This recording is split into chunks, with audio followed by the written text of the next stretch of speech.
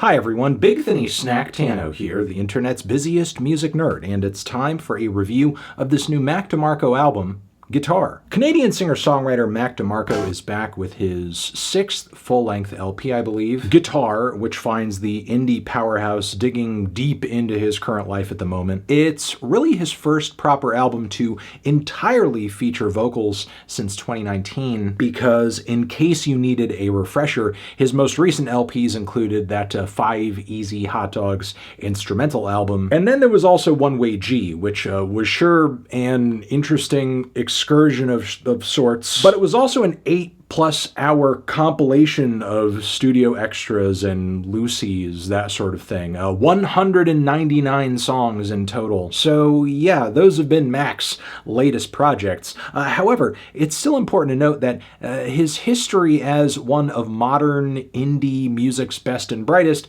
has pretty much been solidified at this point, with projects like 2012's 2 as well as 2014's Salad Days getting more and more acclaim every year and essentially just being accepted as modern underground classics that feature Mac's trademark combination of relaxed beats, gentle vocals, dreamy guitar textures, all of which seem to hold more water than ever in the current bedroom pop and dream pop scenes. But Mac seems to more or less be shying away from the music stardom he has earned in recent years, because this new LP here sees him moving back to Canada, away from LA, doing a lot of, solitude time at home, being 5 years sober as well, apparently, and, just reflecting on what it is to be a man in his 30s. He is clearly getting something out of this new, slower pace that he is experiencing in life right now, as that and heartbreak seem to mostly be preoccupying his writing process on this one. Take, for example, one of the lead singles off of this record, Home, a track that is about exactly that. And yeah, it seems like with Guitar, Mac simply wanted to make a project that sounded like he was just at his house, living just a simpler existence, and there's something kind of serene and therapeutic about all of that. Of course, on this LP too, Mac is taking charge of all of the instrumentation, the engineering and producing, as he has been known to do increasingly in recent years. And yeah, I feel like if Guitar confirms anything, it's that in Mac's own mind right now, he's at a point where he just has nothing left to prove creatively, and he is just making songs to make them. And I think there is a lot of unfiltered honesty on this record as a result of that, especially when it comes to the lyrics. Shining, the opening track on the record, for example, is very much longing for a person who is just no longer there. And Mac can't seem to stop thinking about how she's doing, and a host of other things. He is just bearing it all, not just emotionally, but vocally too, because the song kicks off with like this really strained falsetto. It's a vocal bit that I'm sure if Mac did a few more takes with it, it would sound a lot better, a lot smoother. Maybe even a younger version of himself would have put some reverb on that thing. But no, in this current iteration of Mac's career, he's really just kind of letting it all hang out.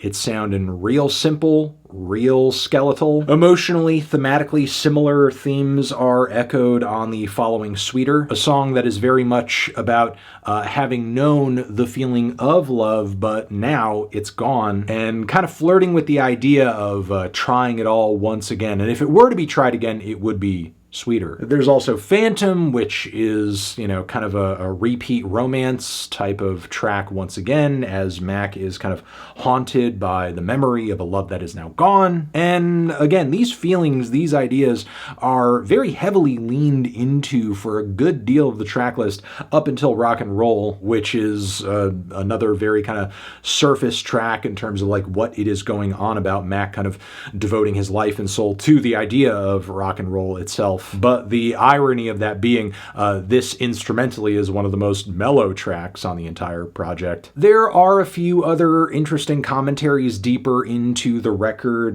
Nothing at All is a track that is very much about black and white relationship dynamics. Punishment, I think, is maybe one of the most telling moments on the entire record, as it's a track that is very much about taking away everything in Mac's life that is maybe material and luxurious, kind of the idea of selling out in a way, leading a lifestyle that doesn't feel true to him and just giving it all up. And in exchange for that, still being able to kind of keep his soul and know that he is just truly on his own path in life and not chasing after anything that is inauthentic. And again, I think that says a lot about what Mac is trying to do in terms of the direction of this album. Its messaging, its instrumentation, and overall presentation, which I think is fine in terms of ethos. I think it's fine in theory. But the issue is, and this is like really kind of the problem with this project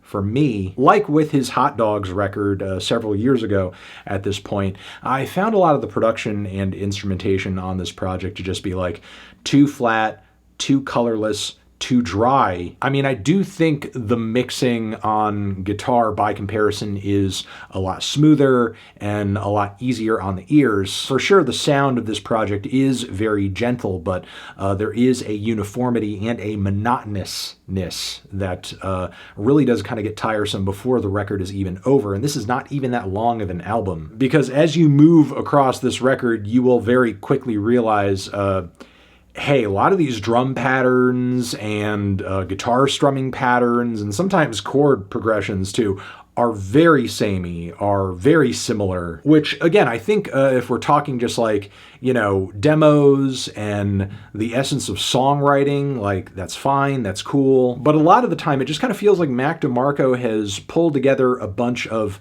song demos here for some very solid tunes, mind you, because when I look through the track list on this LP, I do hear and see a lot of songs at their core that I like, be it Home or Punishment or Holy. The issue is, for me, that Mac hasn't really done anything with these tracks outside of providing the bare bones of the songs, and then beyond that, he hasn't really built upon them in any way, because once again, the guitar playing and guitar work outside of some flavorful leads here and there that occasionally link up with the vocal leads are just very bland, very lifeless, very one note. And while I didn't necessarily expect drums on a record such as this to be lively and pounding, the percussion does kind of get mind-numbing after a while because it really does feel so uniform across the record. So as a result of that, I just feel split on this project, because while in one breath this is handily one of Mac's most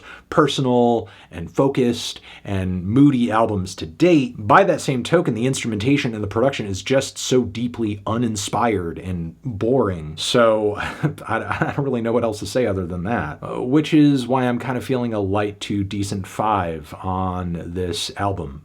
Transition, have you given this record a listen? Did you love it? Did you hate it? What would you rate it? You're the best, you're the best. What should I review next? Hit the like if you like. Please subscribe and please don't cry. Hit the bell as well. Over here next to my head is another video that you can check out. Hit that up or a link to subscribe to the channel. Anthony Fantano, Mac DeMarco, forever.